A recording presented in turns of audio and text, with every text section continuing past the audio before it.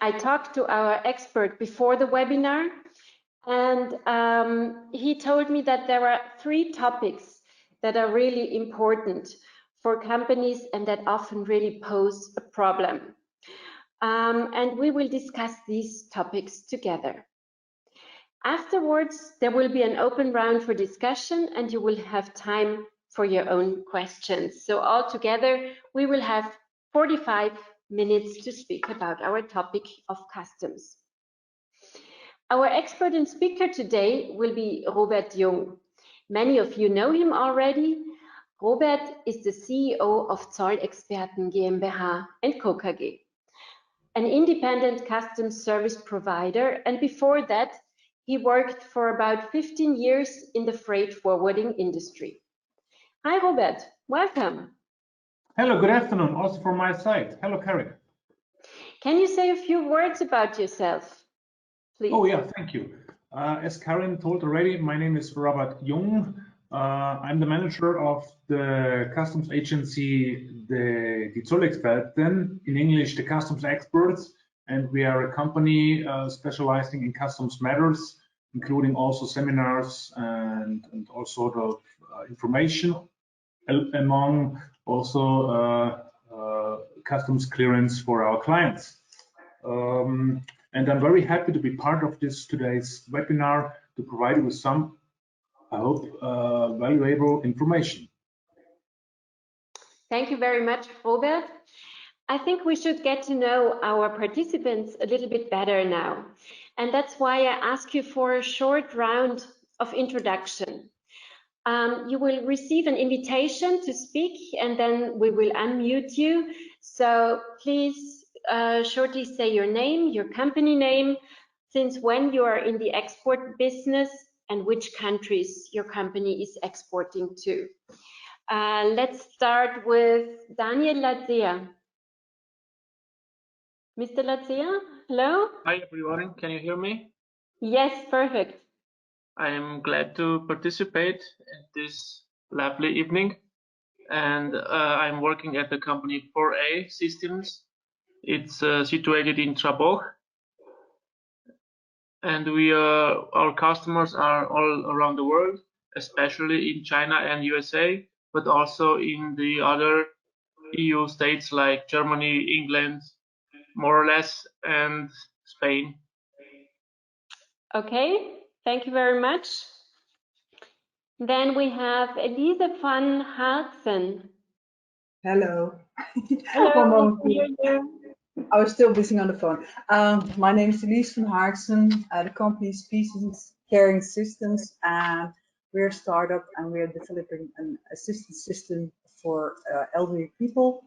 We're still in the startup phase. That means the prototypes are being built, and therefore I'm very interested. We have an international consortium where we will deliver our goods, and I'm trying to prepare everything for the moment that our systems are ready. On the other hand, to be able to build our systems, I also have to import materials from India. So I'm also very interested in how the best way to import from India. Okay, thank you very much. Importing will also be a topic of today. Perfect. Okay, next one, Michaela Radl. Hi, my name is Michaela. I'm working for Web Media Solutions located in Klagenfurt. We are selling camera systems to tourism areas as well as to, for construction sites for documentation. And at the moment, we already export these systems to mainly Germany and Switzerland and Italy, but we always look for new partners and ways to expand the export rate. Very interesting, thank you.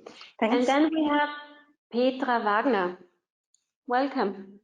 I'm working for the enterprise Nat and Air Handels GmbH, and we are selling and making the export for tropical fruits, for peanuts, and we're producing oils, and we sell everything to the whole Europe. Yeah, everybody who wants to buy our products. Okay, thank you very much. Thank you. So since we are a very exclusive group today, please use the opportunity and ask your questions that you have. I have some remarks before we really get started. Why can we offer this webinar? This webinar is co-funded by the European Union Interreg 5A program, Slovenia, Austria, and it is part of our Expedira Export Academy, a series of 9 webinars and 45 seminars. And there are several project partners behind this project. They are the Economic Chamber of Carinthia, Maribor Development Agency, the Chamber of Commerce and Industry of Slovenia, Ordner Rheinraumtechnik as a company, and the ICS, ourselves as a lead partner. Before we now really get started, I want to tell you how you can participate actively in this webinar. There are 2 options, and in either case you will need your attendee control panel, which you can find on the upper right corner of your desktop. Option number 1 is you can use the chat function. It is marked as chat. Just open it and type in your questions that you have. You can submit them at any time. We will answer them either in the first part or at the end in the Q&A session. And option number 2 is that you can use the icon raise your hand. This is also in the control panel. If you raise your hand, it works like the way we did it before. So you will be unmuted and you can speak to us. Are there any questions for the moment? Otherwise, we jump right into our topics. One more important remark. We will be using polls in order to get some feedback from you.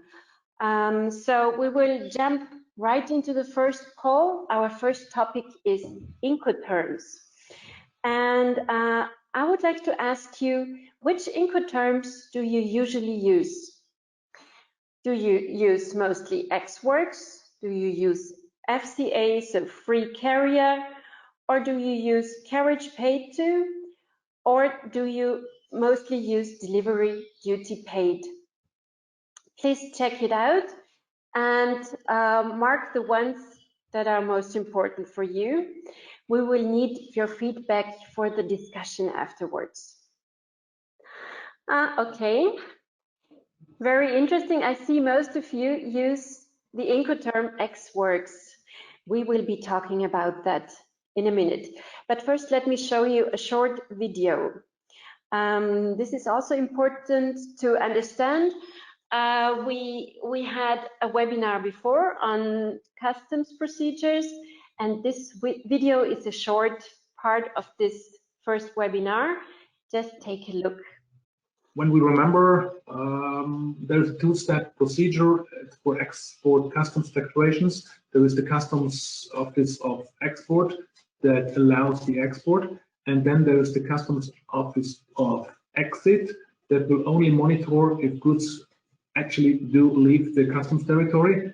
And this second step will produce the proof of export that will then hopefully end in your accountancy, the proof goods have been exported.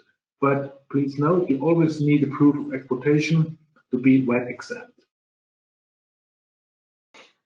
So thank you for this short video.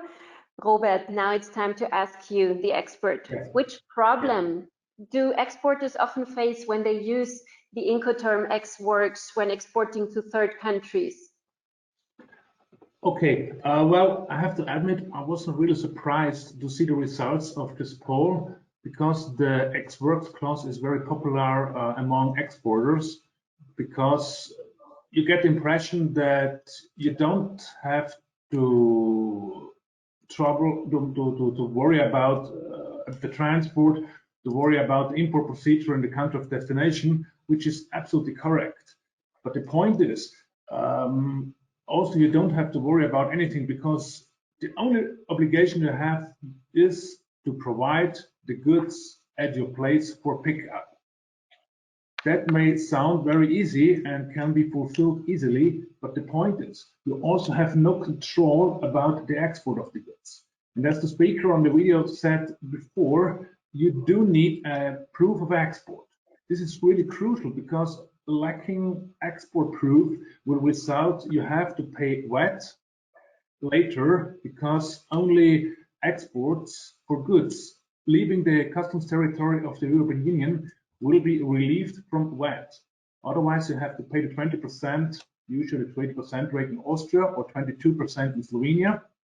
And only in the case you have a proof of export, you are exempted to charge VAT. But the point is, you have no control about the transport and if goods do really leave the customs territory. So you depend on the action of your clients if they really export the goods and organize the confirmation that will be created at the point of exit, which will be the harbor, the airport, or the border where the goods do leave the customs territory.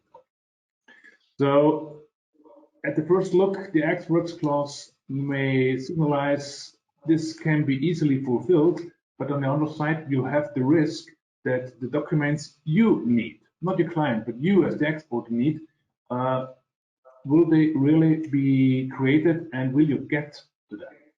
So some experts really like to point out you should never use ex works in export.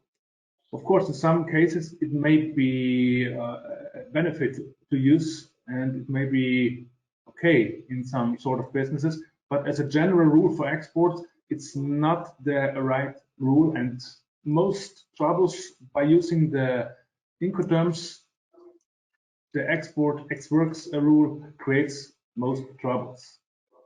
So my recommendation is to organize the transport if possible. You can also do it without any transport risk by using a C clause, but by using ex works, you always depend on the action of your client. Also surprising was for me the result of the poll for the DTP clause, which is another extreme clause, because in that case you are responsible for everything in the country of destination. So which means you are the debtor of the import duties there. You are in charge. The goods will go through customs.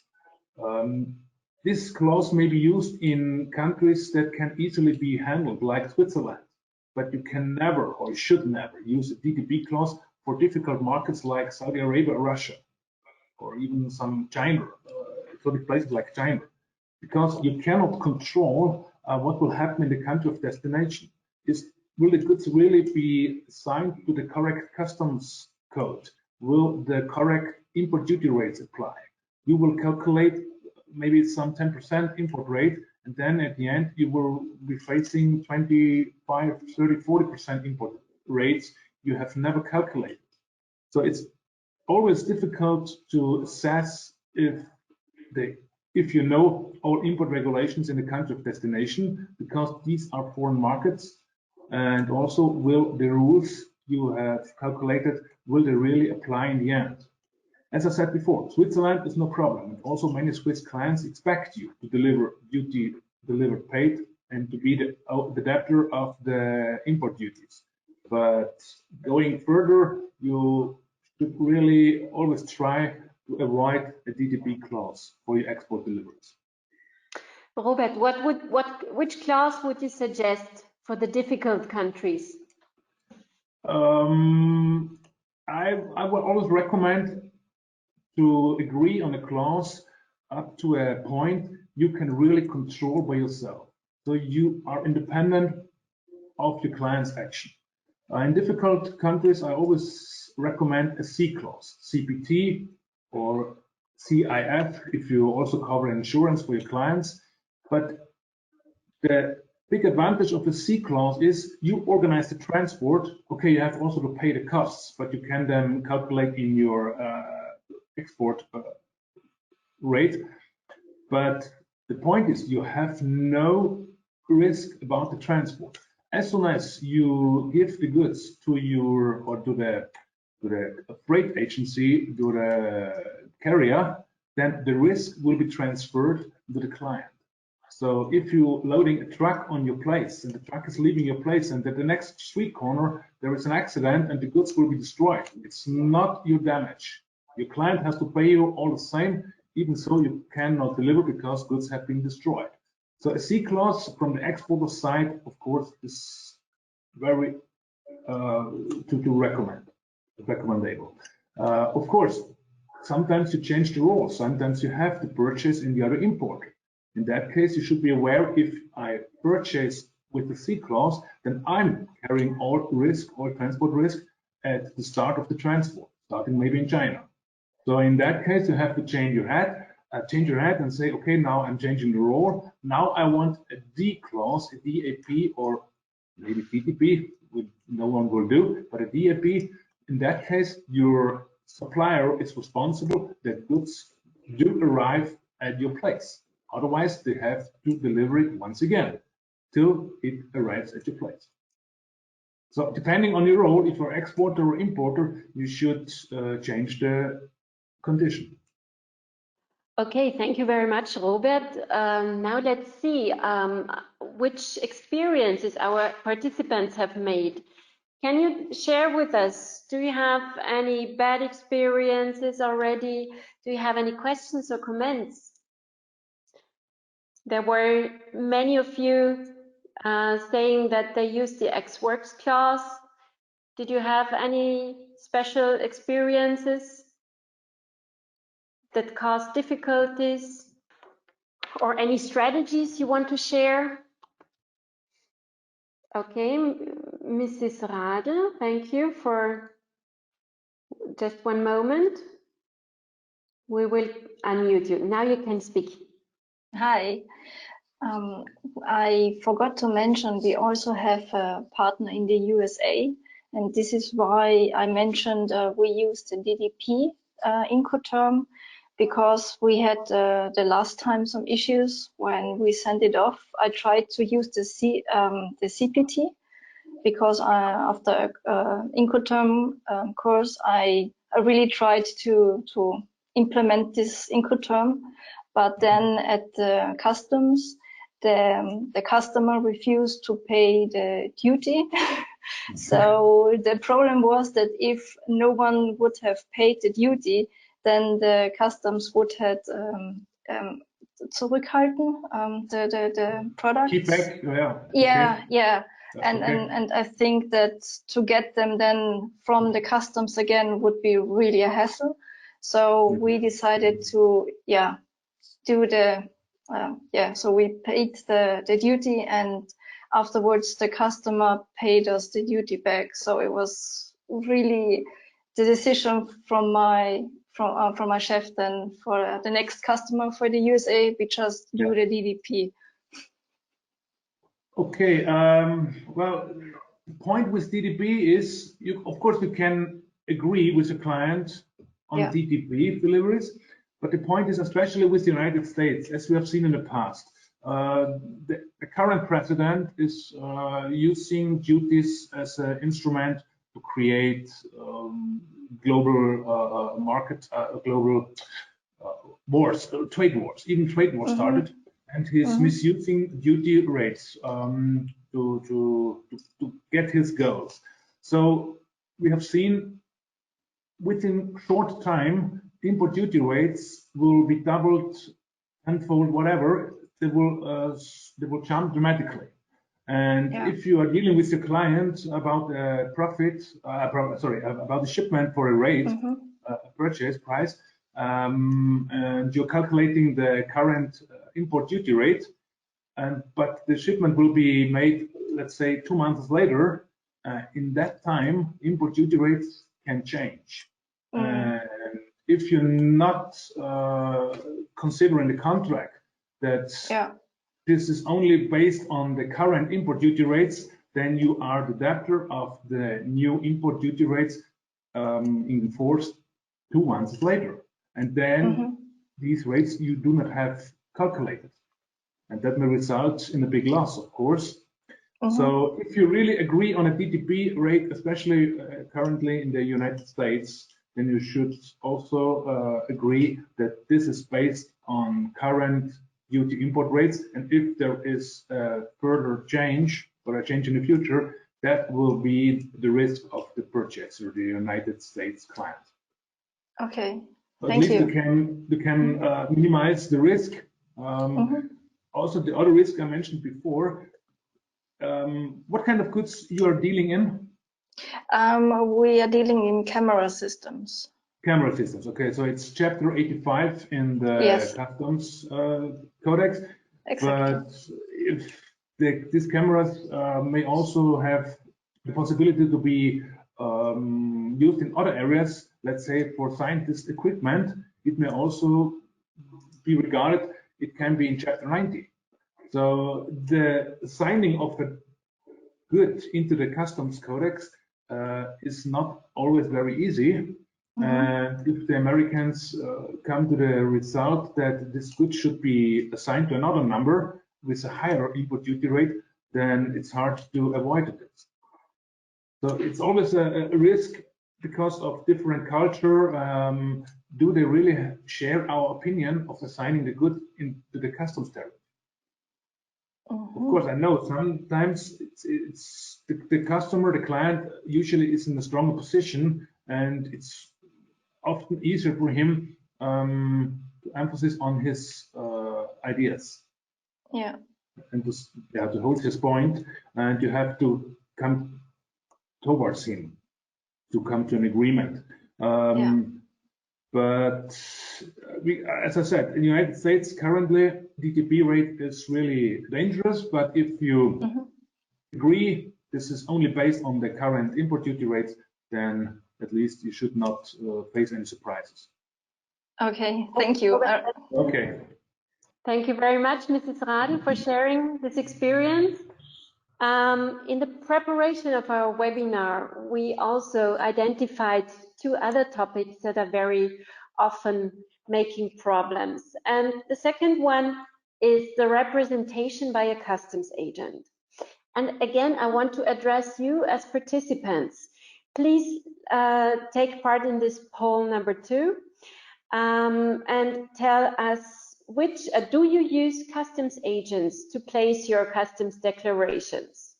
You have the option to say no, we don't, or yes with direct representation, or yes with indirect representation. We're looking forward to your answers. You will see that this is also a quite popular problem. So most of you use customs agent with direct representation. Thank you very much, Robert. Again, which problems might exporters encounter when they hire a customs agent? Okay, also here, I'm not surprised by the answer. The direct representation is really common and preferred by customs agents, of course. The reason is in direct representation, the customs agent is no longer the declarant. Even so, he fills in the forms and declares the information. The importer or exporter will be regarded as the declarant as if he had made it by himself, if he is represented by direct representation. That means you are changing your role. You are no longer the exporter, you are now the exporter and the declarant. And you are responsible and in charge for the content of the customs declaration. Many of you are not aware of this. So if there is any error, mistakes, or false data in this customs declaration, it's your fault. Only in the case the customs agent should have seen or should have known this, then he may be also responsible.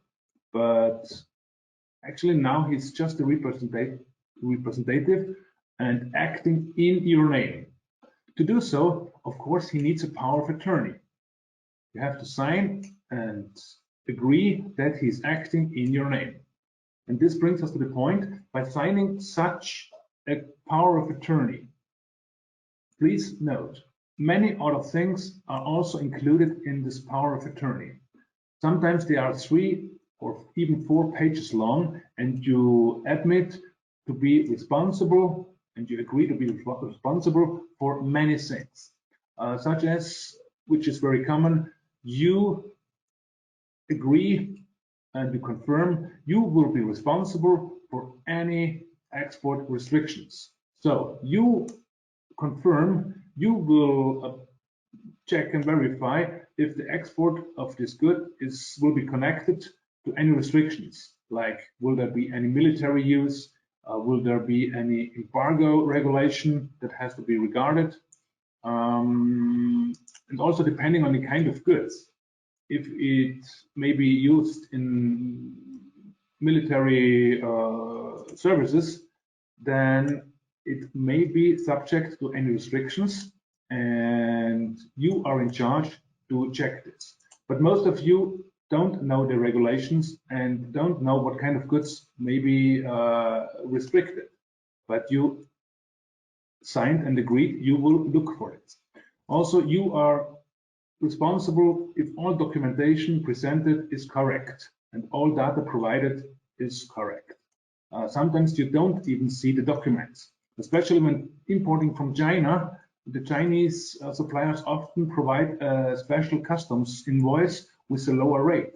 With the result, goods will be imported with a lower rate and not the correct amount of duty will be levied from the European customs. This will result in a financial punishment procedure, and you are part of this punishment procedure because it had been made wrong, and you agreed you are in charge to verify all the information provided is correct. So if you sign such a power of attorney, please always check what am I agreeing to, what I'm responsible for, and am I really in the position to assess all the obligations I take? This is really crucial, and most cases, most mistakes and errors are created because the customs agents are acting very relaxed, because they know I'm not the declarant, it's my client, and if there is any wrong data, it will be the client's fault. But the client does not know this. So always please be careful by signing power of attorneys and read exactly what you are agreeing to. Thank you, Robert. Let's give the question to the participants. Did you have any experiences of that kind? Any problems with the power of attorney you were not aware of? Who can share his experiences with us? Okay, currently I think there are no questions to this topic. Okay.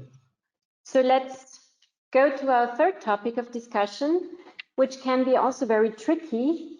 It is on import duties. We heard already that some people are interested in imports as well. This is our poll number 3 now coming up.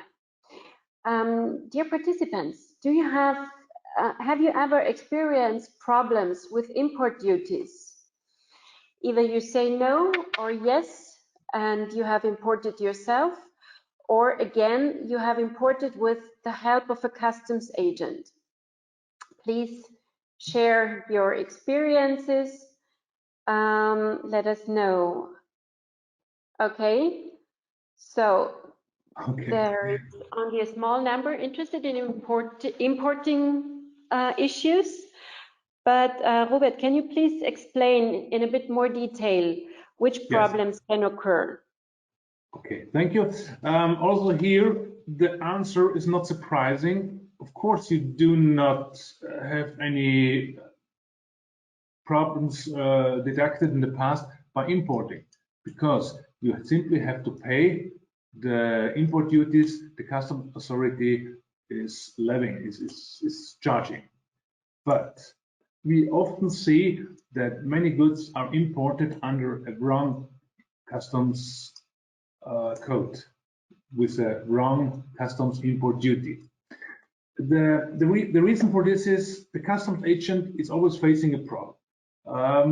Almost any kind of goods will be can be assigned in the customs tariff to different numbers with different import duty rates, and in many cases it's really hard to assess which one is the correct one, the right one. So if a customs agent faces this problem, they often tend to use the customs code with the highest import duty rate. The reason for this is if he chooses the lower one and this is wrong, then this will also result in a financial punishment procedure. And depending on the circumstances, why has the wrong number been chosen? The customs agent will be punished. In the worst case, 4 times the import duty rate, import duties again, but to pay it by himself. So he says, I'm getting only, let's say, 40, 50 euros for this declaration. And if I'm doing any mistakes, a punishment of some 1,000 euros I will be facing. So to avoid this risk, he always tends to take the import duty rate with the higher import duty rate. So because if it's wrong in this case, there won't be a punishment procedure because you didn't try to avoid import duties. So there is no reason to punish you. But if the result is you paid too little import duties, then there will be a procedure to find out what were the circumstances. Was it on purpose? Was it just a lack of information? And depending on the result of this survey, of this procedure, they will define the punishment, and this one has to be bared by the customs agent. So many goods are imported under a wrong import customs code with a wrong import duty rate. And the only one interested to do it properly is you. But in most cases, you do not know what options would have been and if the correct number had been chosen. To avoid this problem, we always recommend to assess the assignment of your product into the customs codex by an independent person, some consultant maybe, like we do, to find out if we do come to the same result of assignment of the product into the customs codex. Robert, I think this answers already the question of Elise van Haaksen. She mentioned before that she's importing from India, and she wrote in the chat, we had problems to pinpoint the exact number of our products. Who should we have asked for the exact numbers? Yeah, this is the most difficult thing in a customs declaration, to find the right number for the product. Because we do have only 8,000 numbers, but we do have millions of different products. So, of course, not each product can be named explicitly in the customs code. So, then there are certain rules for the assignment you also have to consider. So, in really difficult matters, it is possible to send a sample to the laboratory of the customs authority, and the experts will assess what is the correct number for this product. But this will last weeks and sometimes even months. So it's not practicable in each import. So in most cases, it's the responsibility of the customs agent or the importer, the client, to find the correct number. We do offer such services as the toll expert and to find the correct number. And as I see in everyday business, there are many imports done under the wrong number. And you said in the poll, you are not facing any problems with import duties, of course, because you do not know that you are importing under the wrong import duty. Another thing for the import from India is India. There is currently no trade agreement between the European Union and India, but India is a developing country, and the European Union grants special import duty rates, lower import duty rates for developing countries. So India will be granted, in most cases, a lower import duty rate, but only in the case the Indian supplier is confirming the Indian origin of the product. He's confirming it in the correct way, which means by naming a certain standard sentence with special wording. And then also the import customs agent in the European Union will make use of this possibility and apply for the reduced import rate. So there are three possibilities. You may fail by importing at the reduced rates. First, the goods are not of the Indian origin as required, or the exporter in India does not know of the possibility about writing the sentence on the invoice that you can avoid the import duty rates. And last but not least, the customs agent, most likely he will know it could be possible to import these goods from India with a reduced rate, but the sentence is not on the invoice, so the confirmation is missing on the invoice. And in most cases, they will accept, okay, no reduced import rate, and the normal rate will apply. But it would, in many cases, be easy to find out, do the goods really have the Indian origin? Do they qualify for the reduced rate? And then can the import standard confirmation also placed on the invoice? So it's your responsibility and in your interest to verify if all three requirements are met, and you can benefit from the reduced import rates. Thank you, Robert. Mrs. Van Haaksen also asked, could we somehow use the export numbers from India? Maybe you could write us in the meantime, Mrs. Van Haaksen, which products are you importing from India?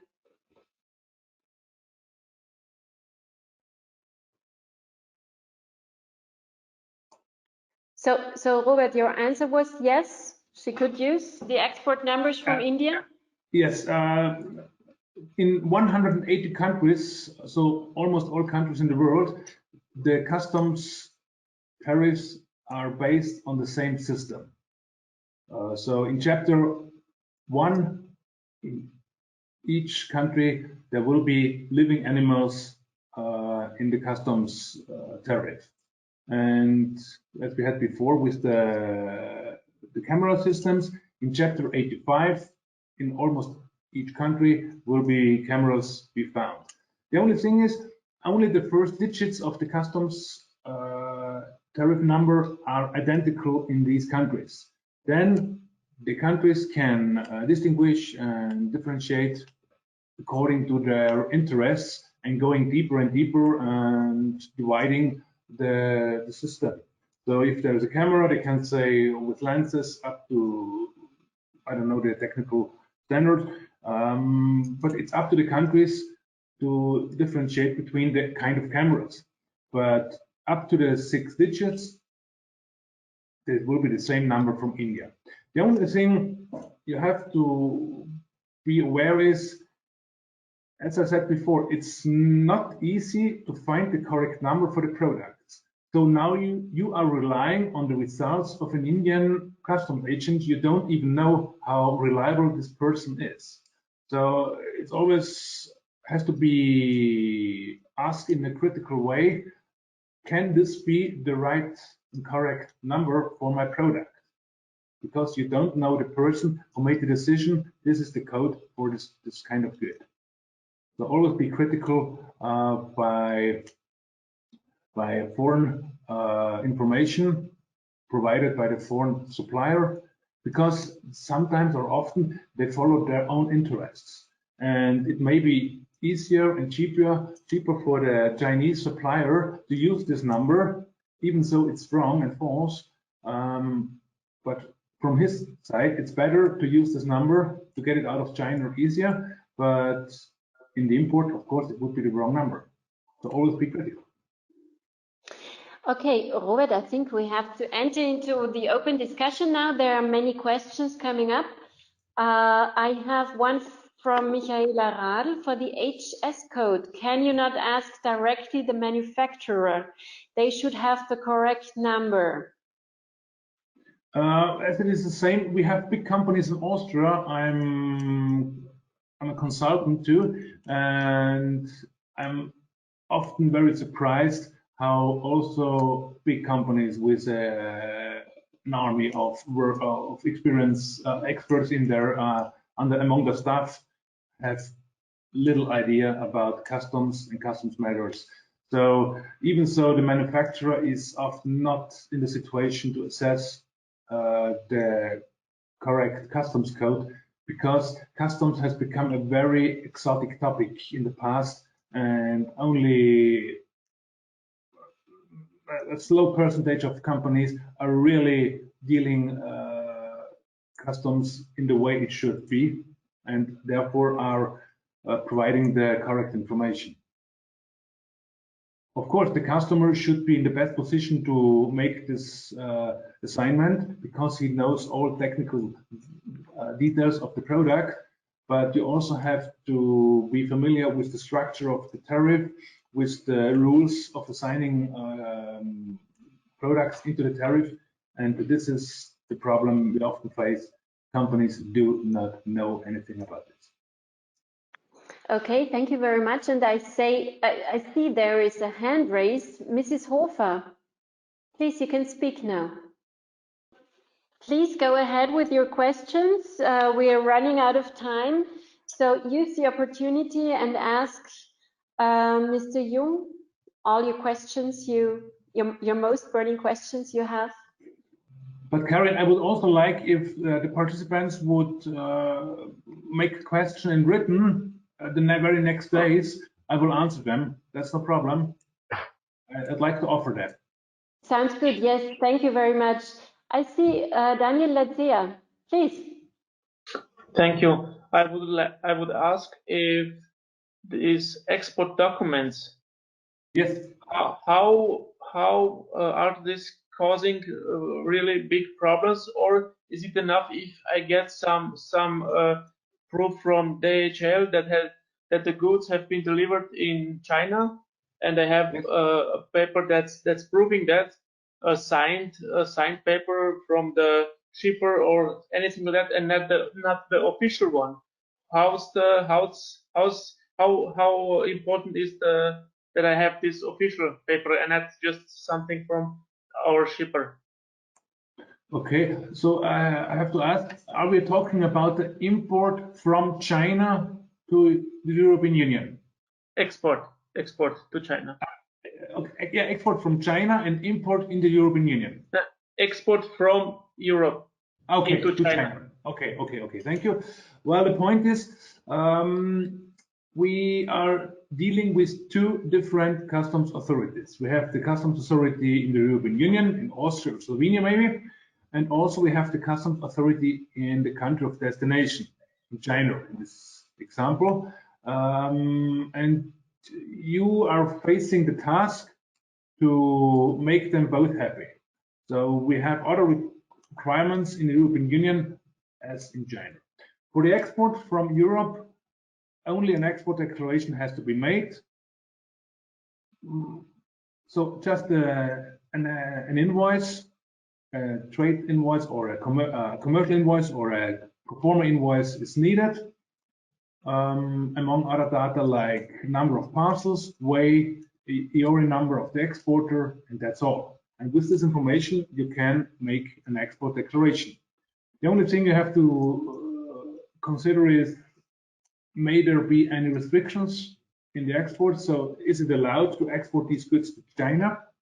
And then all information is provided. But on the other hand, we also face an import in China, and the Chinese regulation may require a lot of documents we are not familiar with.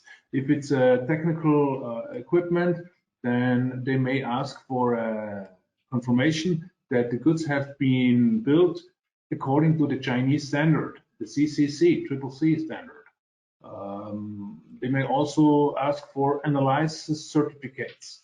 They may also ask for free sale certificates. So a lot of different documentation may be required from the Chinese side.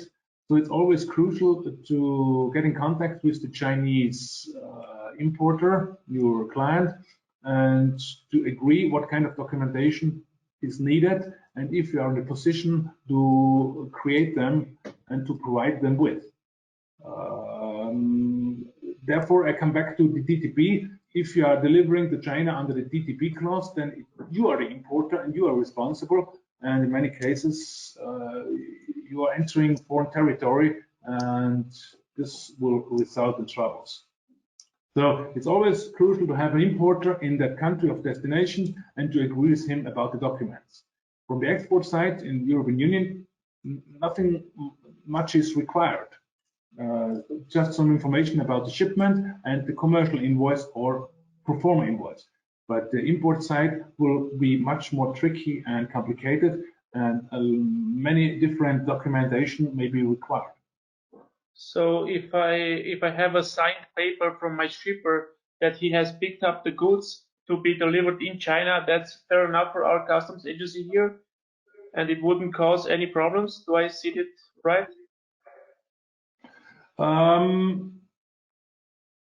The best way is always to choose the correct term of delivery, the Incoterm clause, as we have spoken before.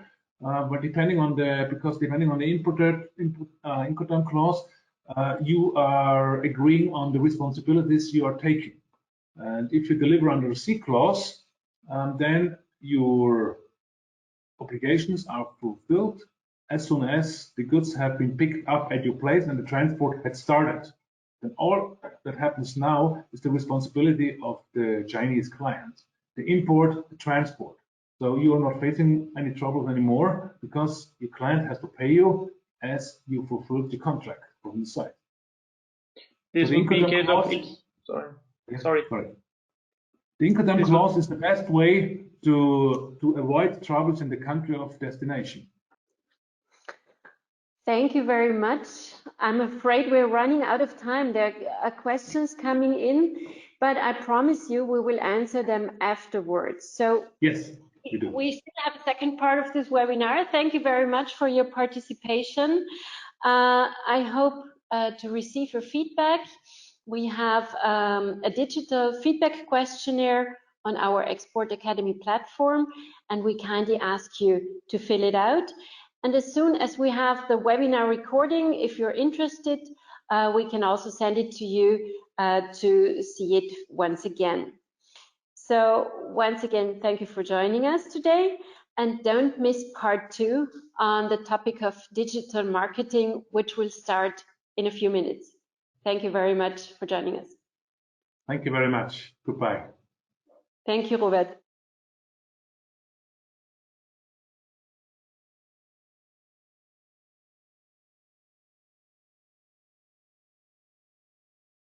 Hello, marketing geeks, and welcome to the second part of our webinar Export Talk. My name is Lisa Maria Kadolnik. I am responsible for the EU project Expedire at ICS, Internationalization Center of Syria, and I will guide you through this session. In this live session on digital marketing, which is supposed to be a sequel to our past webinar series of the same name, you will have the chance to discuss your pressing issues and burning questions in live Q&As. Additionally, you will get some hints on effective marketing strategies and on how to improve your marketing skills nationally as well as globally. In order to give you a short insight into what we have done in our past webinars on online marketing, we have prepared 3 short video clips for you. This is also important in order to encourage a lively debate. Before introducing today's speaker, let me quickly give you some remarks on how to use your attendee control panel, which you find in the upper right corner of your desktop. Therefore, it is important to participate a lot in this session. So right now, I have everybody on mute to avoid background noises so that you can listen and don't be distracted when listening to the speakers.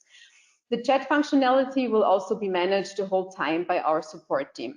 As you know, and as my colleague told you before in the first part, you can always post questions and make comments by using the icon raise your hand in your control panel, but it is also possible to post some questions and enter them in the chat box also in the control panel. So don't worry, it is not necessary to speak up loud if you don't want to share it, but of course we're happy if you raise your voice and talk with us. So let me now welcome our speaker, Sabine Frieser, whom many of you might already know. Hello, Sabine. Hi, good to have you. Good to see you again. So Sabine is a passionate marketeer and creative powerhouse and is head of marketing and communication at Ami Blue Group. She studied after all, also in Harvard, and has master's degrees in applied business administration and economic law. Now she gives also lectures herself at the Corinthian University of Applied Sciences, and she works as a speaker from time to time as of today. So as we have the introductory round already had it in the first part, and we're basically the same group. I will skip it, and we can now talk about the background info on our webinar. The webinar is co-funded by the European Union Interreg 5A program and is part of the Export Academy, which is a series of 9 webinars and 45 one-day seminars. So as my colleague already said, there are 5 partners in our project involved. It's the Maribor Development Agency, ICS as a lead partner, the Chamber of Commerce and Industry of Slovenia, and Ordner Rheinraumtechnik, as well as the Economic Chamber of Carinthia. So now it's really time to start with our first video sequence on the importance of empathy and how to win your customers over and what the attention span of a goldfish has to do with it. So let's start the first video clip, please. You have to constantly battle for the attention of your customer. And I have a nice study for you. The average attention span of a goldfish is about 9 seconds. Scientists found that out. Don't ask me how they measured it. I have no idea, but 9 seconds for a goldfish. But they also measured the attention span of an average human being, of us in our digital environment. And it is 8 seconds. So your chances of getting the attention of a goldfish are higher than getting the attention of your customer. Let that sink in for a minute. It's a tough one to swallow. So therefore we need to have some skills. And I would like to show you the one and only most important skill in digital marketing. It's empathy. The most important skill when doing digital marketing is not digital at all. It's empathy, an honest understanding of your customer, an honest interest of the fears and expectations and motivations of your customer. And I have a nice quote for you. It's not just about putting yourself in the client's shoes. It's about putting yourself in the client's socks. That's how intimate you have to be. So you really need to get to know your customer. You need to understand who this digital customer is.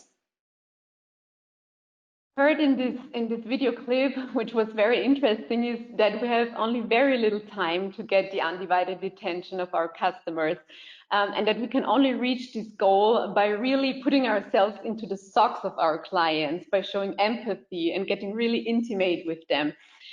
So may I ask you now, do you maybe know or can you tell us some concrete measures how to get there? How can we really manage to build a real connection with our clients? Do you have some hints for us? Of course. In marketing, we do have some tricks to get there, to make it easier for us.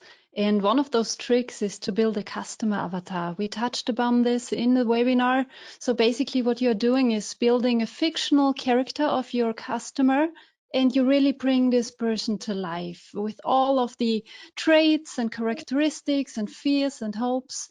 And this way, you're not talking to a market segment, but you're talking to a real person. And of course, when you're building this customer, it would be preferable if you can talk to customers, if you maybe watch them use your product, or maybe try using your product yourself, or try ordering something in your online shop. So the more experience you get, the easier it is for you. And what's really important here is, because I work with many companies that say, well, I'm in business to business, so this doesn't work for me. You have to keep in mind that we also in business to business, you have a person at the other side of the table. You're always addressing a person, at least for now, until robots hopefully never take over. But for now, we are dealing with persons, and these persons have feelings and emotions, and you can address those emotions. You can play with them. There are so many things you can do here to be a little more approachable, if you will. And I'm really curious if some of our participants already maybe have a customer avatar. Would be great to know, and if you're using them, or if you say, well, not yet, but maybe I want to get there. So if you just use the chat box, would be great to hear your experiences. I heard from the introductory round, we have a very broad spectrum of businesses in here. And it's something that all businesses and all industries have in common. We all can be creative. We all can be fun, as long as we show real interest in our customer. That's the important thing. And if you do that, you can speak the language of the customer. And here, then you get the undivided attention of the customer, because the customer feels right at home with you, with your product, your company.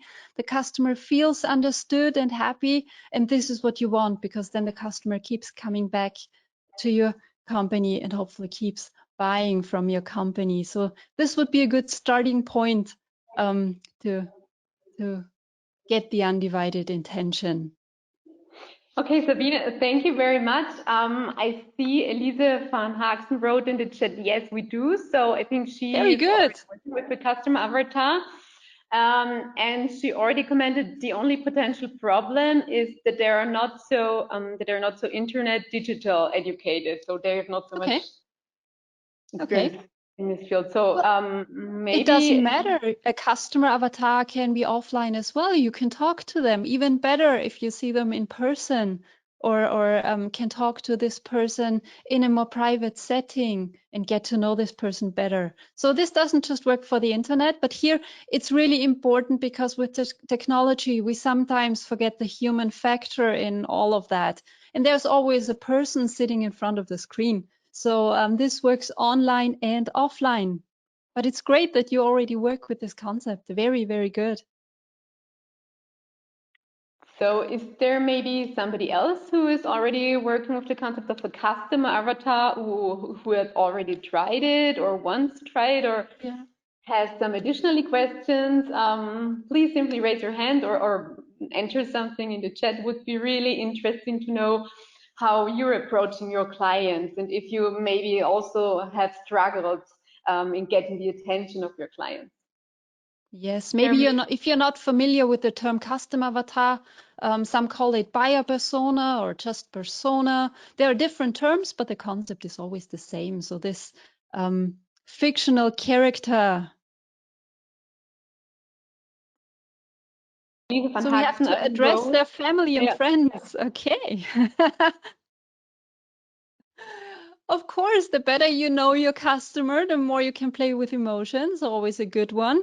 And maybe some of you know the concept from Simon Sinek, this golden circle. There's a very famous TED talk he gave a couple of years ago, where he basically says that people don't buy what you do, they buy why you do it. So this emotional side is a really important one, especially if you're using technology, if you're in digital marketing.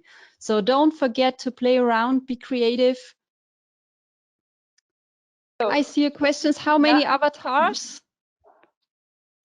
Can I have to keep the overview, because we're having different customer groups? Yes.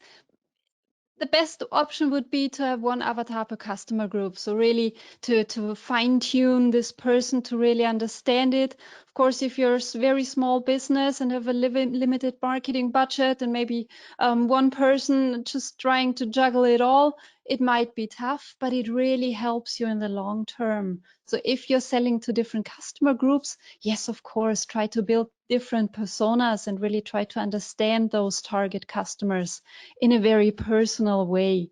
That's always a good one. And as I said, emotions, very important, no matter what industry you're in, B2B, B2C. Right now, we are not talking about those terms anymore. We are talking of age to age. That means human to human. And this is also where storytelling comes in and is really successful. So if you're maybe have a nice product where you can build a story around, this would also be helpful, because in storytelling, some exciting things happen in your brain. We kind of shut off all those skepticism. We really enjoy, we are curious, we listen, and this is how you can also sell and get information across to your customer. So storytelling, emotions work really in every industry. So Okay. thank you very much for these good hints. I think everybody will improve their strategies now and have really good stuff learned to improve it. So are there any other questions or comments, or does somebody want to share his strategy or experience? Yes, let us know, or if you need ideas, just raise your hand. I see. I think there's another question in the chat. Yes, from Michaela Radl. Time is always short. How much time would you recommend to use for marketing per week? Okay, first of all, hello, Michaela. We've known each other for quite some time now. And yes, time is of the essence. And I know you have to juggle so many things, but especially with your cameras, you have a very powerful marketing tool with the product itself. Visuals always work great.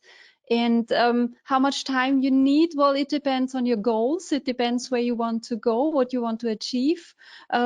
Sometimes a smart idea can be something that's very quick to really introduce to the market and can be a big hit. Sometimes very long planned campaigns can fail. So there's no real recipe to success here. But of course, if you want to use your marketing time or the time you invest in marketing best possible, it's always helpful to have a good strategy behind it. So you can really focus all of your attention, your budget, your limited time, your resources into a few goals you would like to achieve and really make use of those. I hope this helps a bit.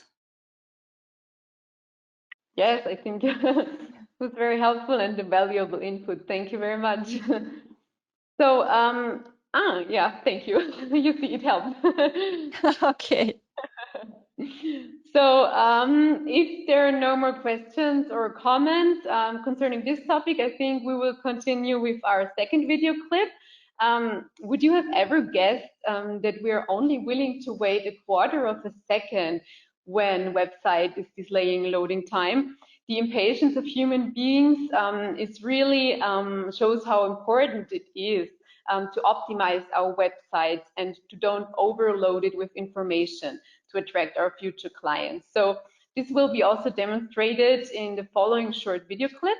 I have the principle number one when it comes to websites. Don't make me think. As a customer sitting in front of your computer, I don't want to feel stupid. I don't want to be confused by a strange website layout. I really want to know where I'm supposed to click. I really want to know what I'm doing.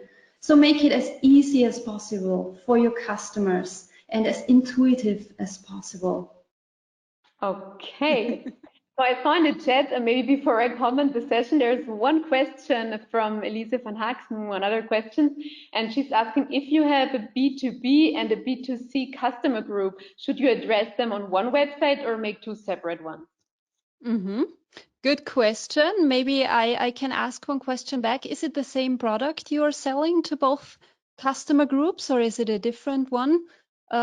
It might depend on what you want to show those customer groups. Maybe it does make sense to split it. So this information would be helpful. Otherwise, if the product is the same or very similar, it might make sense to have a landing page where customers can click, I'm a company, I'm buying for a company, or I'm an end consumer and I want to have it for myself, for my personal use. So this would be an easy option where you can then guide customers to a slightly different website. Or with technology, you have the option to use some data-driven marketing. And it's quite scary what Google knows about us, what various browsers know about us. And there's the option to program your website in a way when a customer comes to your website will automatically know, is this an end consumer, is it a business, and display the information accordingly. So this might be an option to explore further down the road if you want. But it would make sense to maybe at least have some more personal content for both customer groups. Just thinking of what we discussed a bit earlier, to creating those customer avatars. And I guess those persons would be slightly different depending on your product. It's almost the same problem, but the system is not the same. So then I would recommend at least this landing page where you can then guide your customer maybe to see different options, different features of the system, and to personalize it a bit better. Maybe also the customer service team is a different one, or maybe just the price is a different one. So it would make sense to split those two customer groups, but you can have a general page, maybe some information about the company on your website that's pretty much the same, and you just present your product page in a slightly different manner. So you don't have to reinvent all of your web presence completely over again, but you can use a good core website and then just add on what makes sense to your customer groups. I hope this helps a bit. Otherwise, let us know what's the difference between those customer groups, and we can look into this and maybe brainstorm some ideas for you. But yes, the web presence for a company is a really important one. And I'm quite surprised that I still get asked from companies, do I really need a website? And the clear answer is yes, you do. If you don't exist online, customers won't find you. And if we just think about ourselves, if we need something, a product or maybe a service, we just Google it and try to find something. So it's really, really important to have a web presence that makes sense for your business. And also here you have to keep in mind that there are so many web pages out there. And this principle you saw in the video, this don't make me think, is a really important one to keep customers on your website. Because if they don't find quickly what they are looking for, they just go to the competition. They find another website that's easier to handle, that's more intuitive for them to use. So it's important that you have a website that's customized for your target customer. And also here, it makes sense if you have different customer groups to at least have a special section on your website for each of these customers. Okay.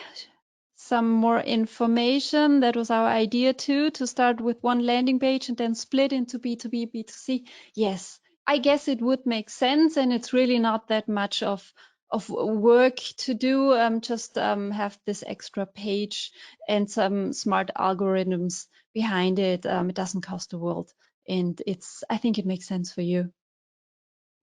Any other questions? I see somebody's raising her hand. Iris Edler-Stiegler. So takes a few seconds and we will unmute you. So I think hello. Hi. Hello everybody. I'm just having a question for our website. We're having so much information which we want to give to our customers, and is it better for Google and everything to put all the information or most of the information on the landing page, or should we just pack it to the drop down menu? What is better? Google really likes pages that are very clear, where the content is very clear. So there's this World Wide Web Consortium that gives you ideas how to really design a website, how to set it up. And one of the rules there is to have one topic per website.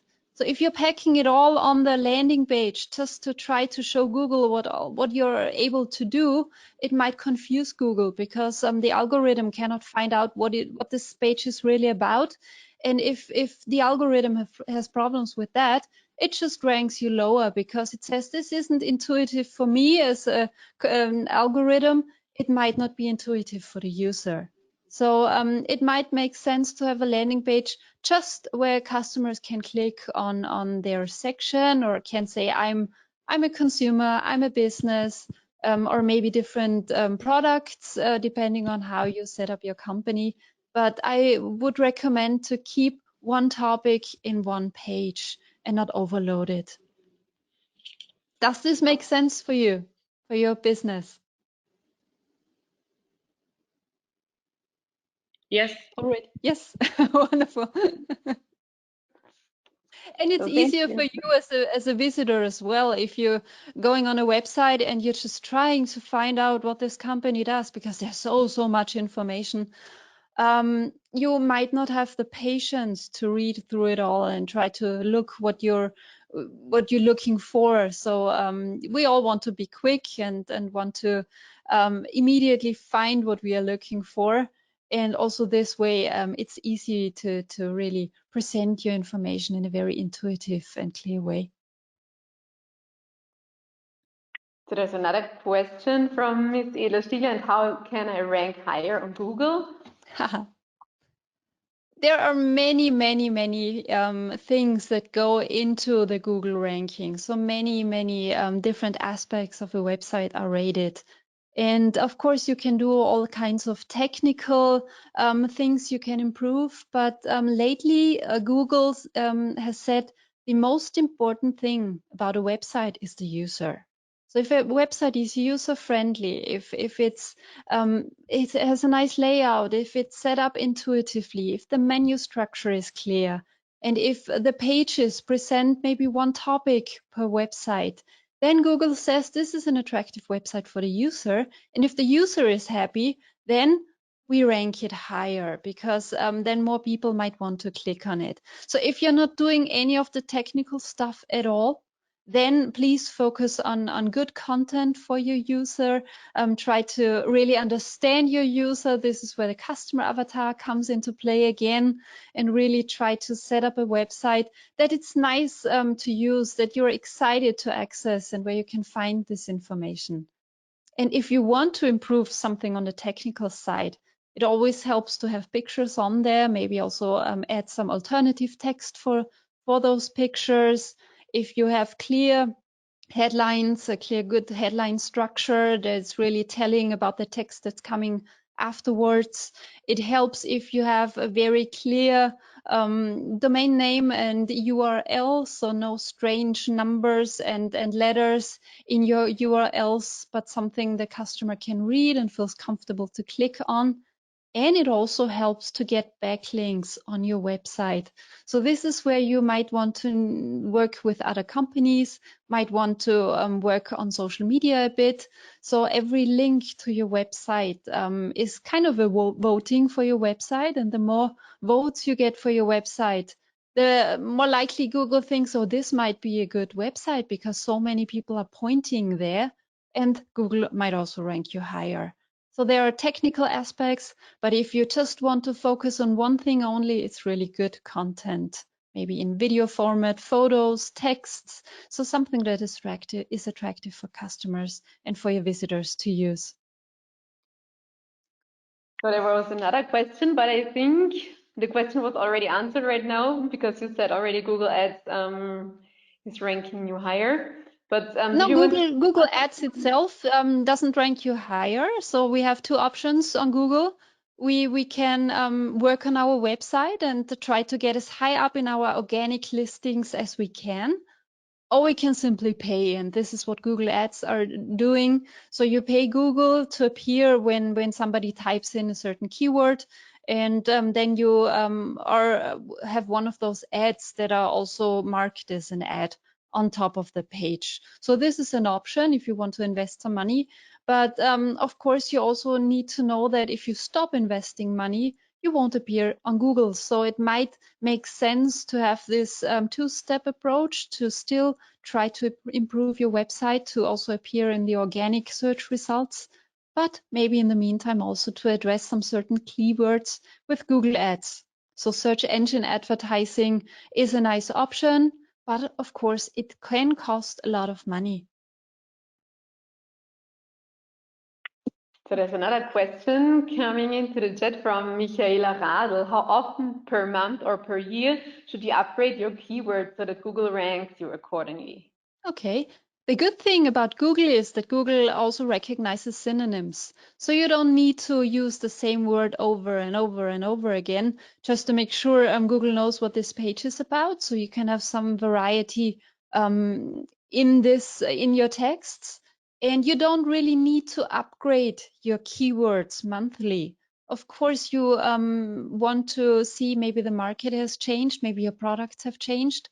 Maybe customers are having new terms when they talk about your product. So then you would want to revisit your text, your website, and see if it displays those new terms, those new words accordingly. But there's no need to exchange keywords every month or so.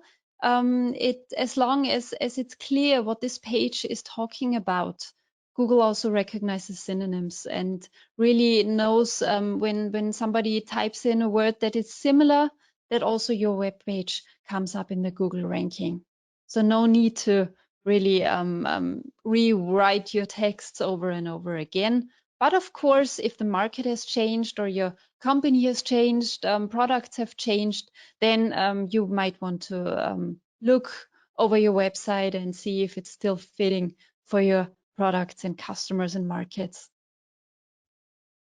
And it's always a good idea to do some user experience testing when you want to improve your website, something I can really recommend, because what might be very intuitive for you is when you set up your website might be completely confusing for customers. There are some really funny videos online where you can see customers trying to find something on your website. So if you get a chance and can ask a customer to just access some things on your website, trying to find maybe opening hours, maybe addresses or something like that, and just sit back and watch the customer do that, you can know in a couple of minutes how good your website is, how good your menu structure is, and if they are able to find what they are looking for. You might be surprised what you find out when you do that. It's a good way to approach user experience on websites. Another question popping in. Are potential customers interested in the team behind the company and the product? Yes, absolutely. We talked about human to human marketing. So there's a person on both ends of this approach. And we also talked about Simon Sinek, and I will send the link to this TED Talk to Lisa. Maybe she can share this resource with you, because when you watch those couple of minutes, you will immediately know what I'm talking about right now. And what Simon Sinek is saying, that really people buy from people and not from a company, not from a structure. We really want to see who's the person behind it. We want to build connections, especially when we're in this digital environment where we sometimes lack this connectivity and this social interaction. We want to feel like we know the person. And if you get to this point and people like you and know you and appreciate you as a person, you have a really nice basis to get also feedback from customer. You can ask questions. You can find out more about their problems. Maybe also cooperate with customers to invent new products, new ideas, new business models. So it's always good to show your human side, because this is what we human beings are craving in the world of internet and online marketing. So a really good point. Make yourself approachable. You got some mixed information about that. So from my side, a clear yes. But then again, there might be other marketers out there that would say, no, this is not a good idea. But I guess you can make an informed opinion when you click on the link. I guess Lisa promised to share some resources, and I'm making sure that I'm gonna include these links for you, so you can make your mind up and see. So another question by Iris Eder-Stiegler: which elements on my website could help me to bring my customers back to my website regularly? Good content. Full stop. So if your website is easy to use, has the information I'm looking for as a customer, really provides me value, maybe entertains me, maybe teaches me something, maybe just gives me information on how to save time or money or makes my life easier, then I like you, because who doesn't like to get some information and content that helps you along and makes your job easier? And I would surely come back and see what new information is on there. So it's all about content, and this can go in many directions. Also entertainment, good entertainment is content that is very attractive. So depending on your business, depending on what your customers like, and this is what you would find out when you're building your buyer persona, and you really get to know this person, then you can tailor-made your content and really customize your website to the likings of your customers. Don't be afraid to ask them what they like. You can use social media also to have some polls, or you can use email marketing. Some customers really like to talk and really like to voice their opinion and make themselves heard. So don't be afraid to just ask. It's as simple as that, and tailor your content. So thank you very much. Sure. I think these were all questions now that were answered. If you have no more questions or comments, I would suggest to move on to our third video, because now we have learned a lot about what we should do and how our content should be. It should be really simple and concise. But now let's look a little bit on the other side, what we should avoid maybe. So the next video is dealing with the danger of integrating too many links, too many exit signs and social media icons on our website. Let's see what the video says. And now I also want to say something, because most companies get this wrong, and I'm sure you're not one of these companies, but please, please, please do not send your customers away from your website.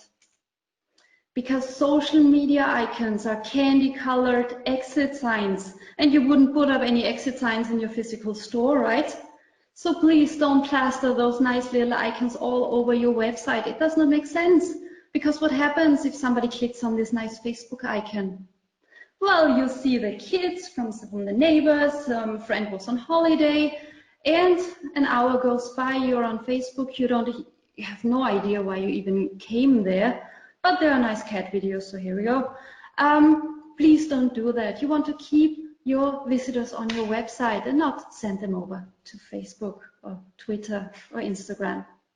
So I think, Sabine, what we clearly heard in this video is that one of the golden rules to create a good web appearance is really to avoid these exit signs, too many social media icons and links who lead to other pages, to keep our visitors as long as possible on our pages.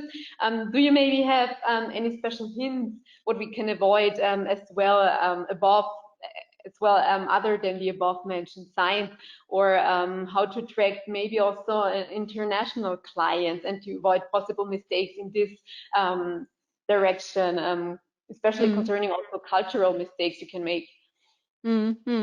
Well, of course you can have your social media icons. I know we all are so proud of our social media presences, but I wouldn't put it next to every article. Maybe you can put it in the footer of the website, and there customers can still see what you're doing on the various channels. But as with a physical store, you try to keep your customers on your website. And the longer they stay on there, the higher is the likelihood that they will buy from you or subscribe to your service or sign a contract, whatever you're doing. What else can you do? Well, you can have a clear menu structure. Some companies get really creative when they are just naming their menu entries, and this is quite surprising, but customers really want to have a very clear and easy and simple menu. So this is something that is very important. And if you, of course, when you're going internationally, you have to know the culture. Maybe you have to adapt some colors. Of course, it might make sense to translate your website, maybe exchange some pictures to really customize it to your market. So these would be easier things to address. And what always helps is very good copywriting. In any language, it makes sense to really have a very concise copy on the website. This is all the text elements you use.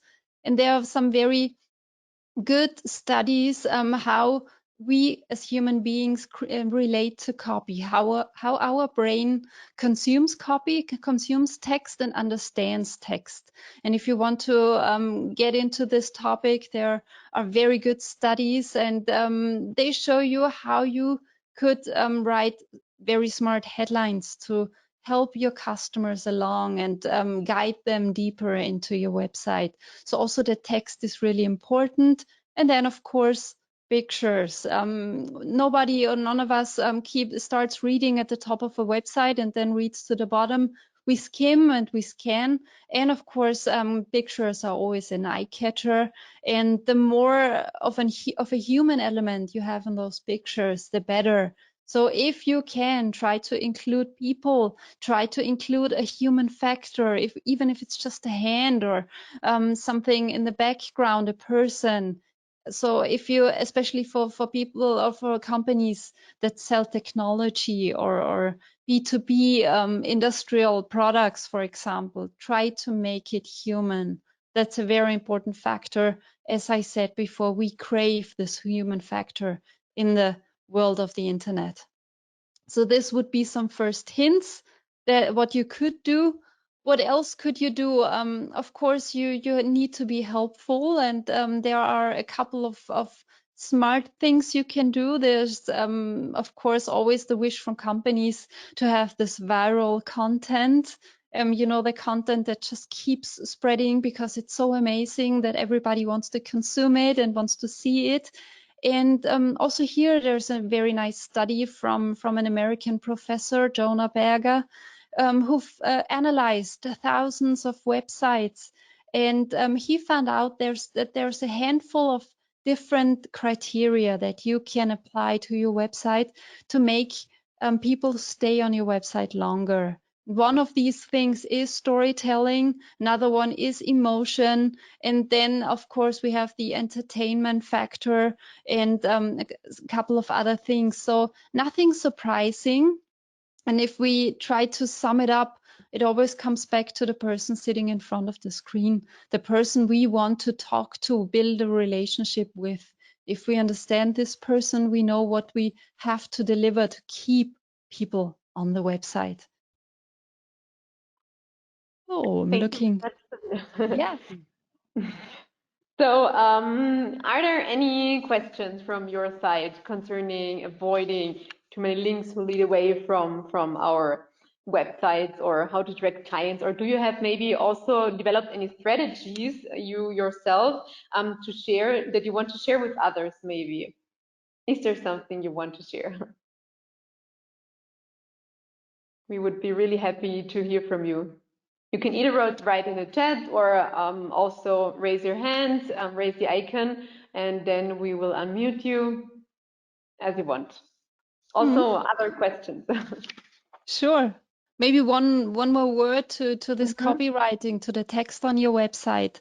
Don't try to be smart. Don't try to sound very serious and formal. You can basically write as you would talk to a customer. So you can have short sentences. You can be very approachable, because this is what we like. We don't like to read very long, difficult sentences on web pages. We want to have this human interaction. And if a text feels like a conversation, This is also something that draws people in and gives them a reason to click further on your website. So be approachable, be on the same eye level as your customer, and really show some human sides of yourself.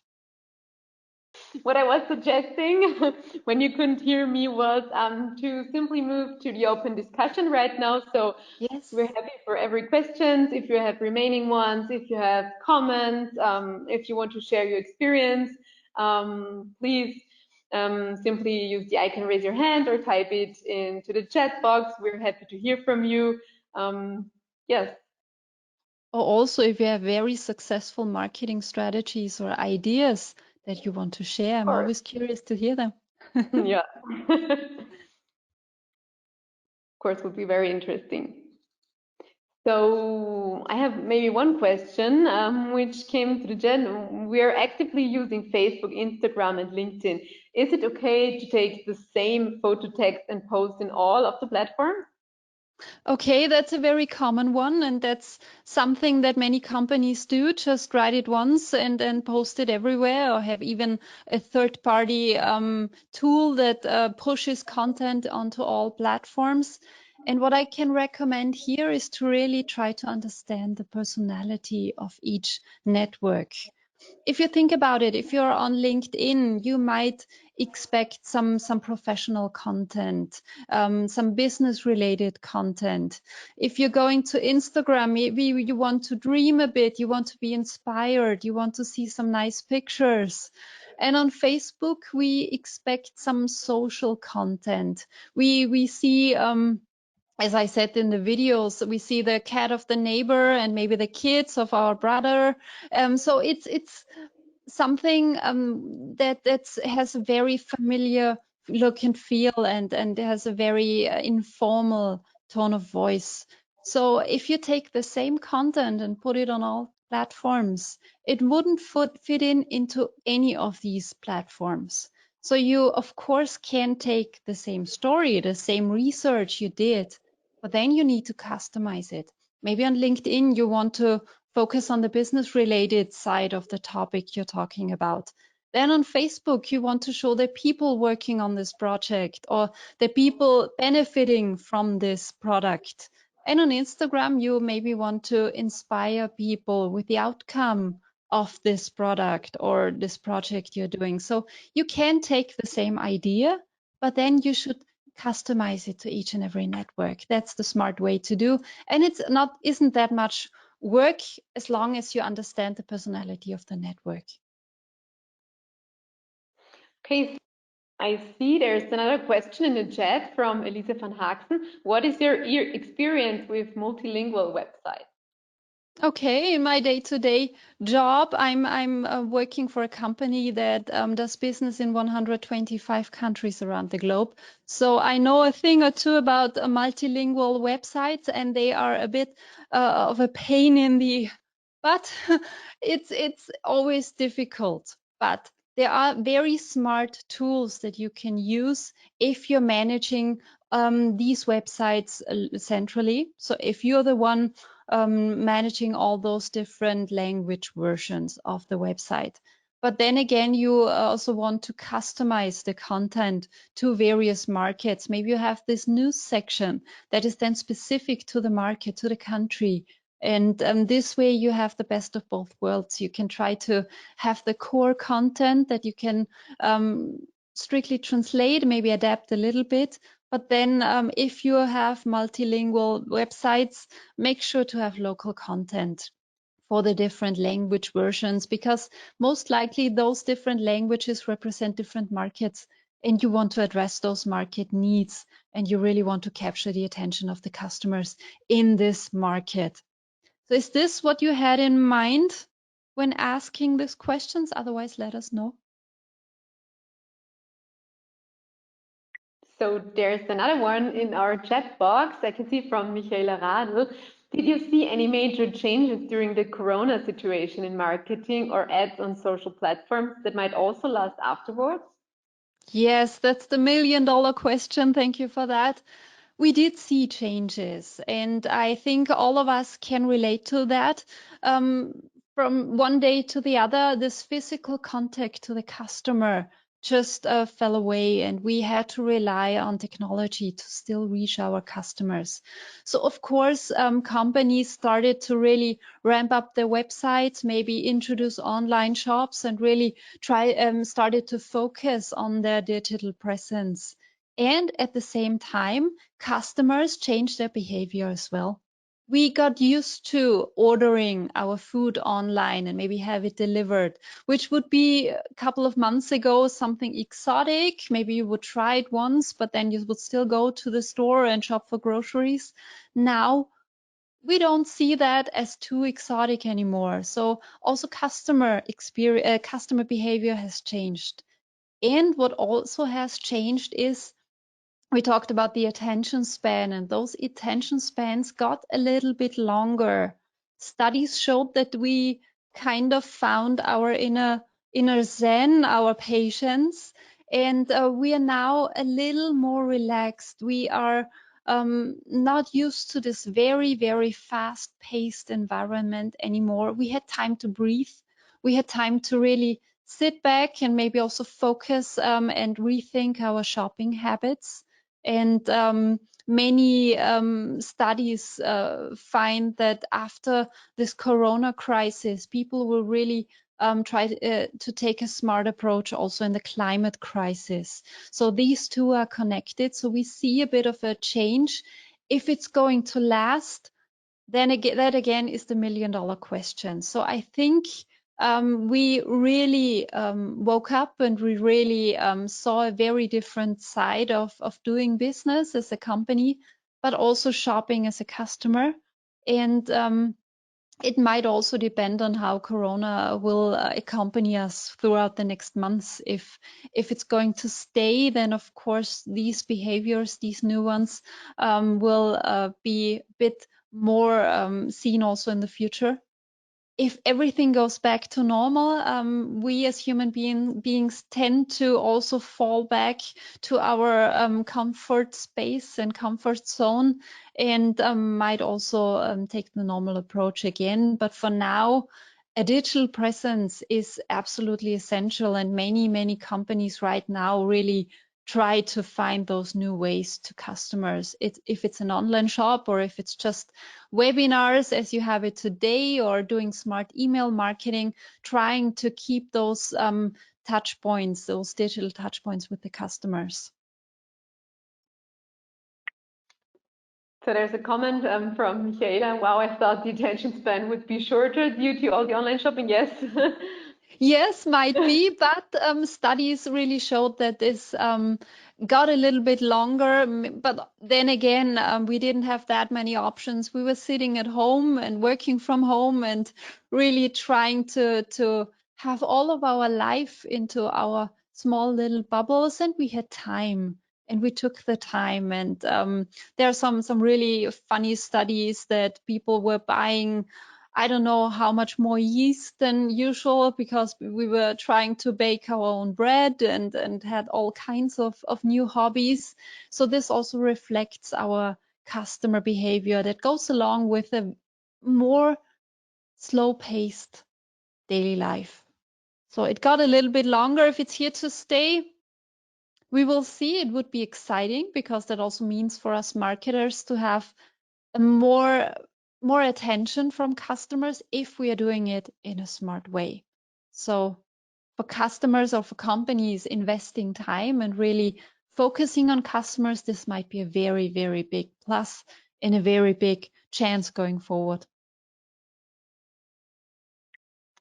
So thank you, Sabine, for answering all these questions, which were very interesting. Yeah. So there are so many questions coming in, and we're already running out of time a little bit. I would suggest to end the webinar now. Of course, if you have still questions and they couldn't have been answered all in this webinar, we will upload them on our Expediri Export Academy platform, and also the answers to the questions. And you can also consult these platforms for additional info. So participants, let me thank you very much for joining the webinar and for your active participation. You had really interesting questions. It was really good to have this exchange between the participants. And Sabine, again, many thanks to you for your valuable input and time. This fresh up, I think, helped us all to get more marketing skills and to improve our strategy as well. So thank you very much for that. Anytime, it was my pleasure. Thank you. Thank you. So, dear participants, I hope this webinar was useful for you, and I already look forward to your feedback also for the second part. As my colleague already told you, you will find it, the electronic feedback questionnaire on our Expediri Export Academy platform, as well as the useful links and hints.